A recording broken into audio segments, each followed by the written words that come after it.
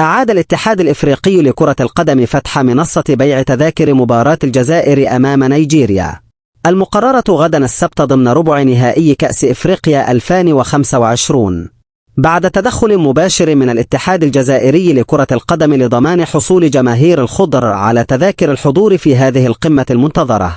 وكانت الجماهير الجزائرية قد عبرت عن استيائها بسبب عدم توفر التذاكر وصعوبة الدخول إلى المنصة الرقمية التي أغلقت لأسباب غير واضحة رغم وجود مقاعد وتذاكر متاحة، ما أثار الكثير من الجدل على مواقع التواصل.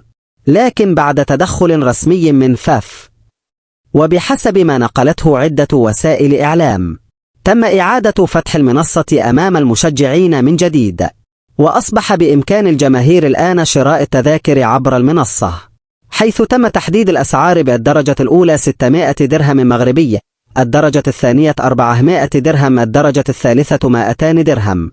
وليست هذه المرة الأولى التي تغلق فيها منصة التذاكر رغم توفر المقاعد، فقد تكرر الأمر أكثر من مرة على موقع كاف.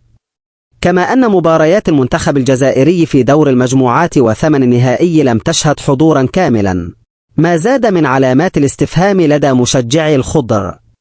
وخلال المواجهات السابقة أمام السودان، بوركينا فاسو، غينيا الاستوائية والكونغو الديمقراطية، ظهرت آلاف المقاعد الفارغة في ملعب الأمير مولاي الحسن الذي يتسع ل 22,000 متفرج رغم إعلان كاف نفاذ التذاكر. والآن الأنظار تتجه نحو مراكش، حيث يستعد محاربو الصحراء لخوض مباراة قوية أمام نيجيريا غدا السبت على ملعب مراكش بداية من 5:00 مساء بتوقيت الجزائر، في لقاء يعد بالكثير من الإثارة والتشويق.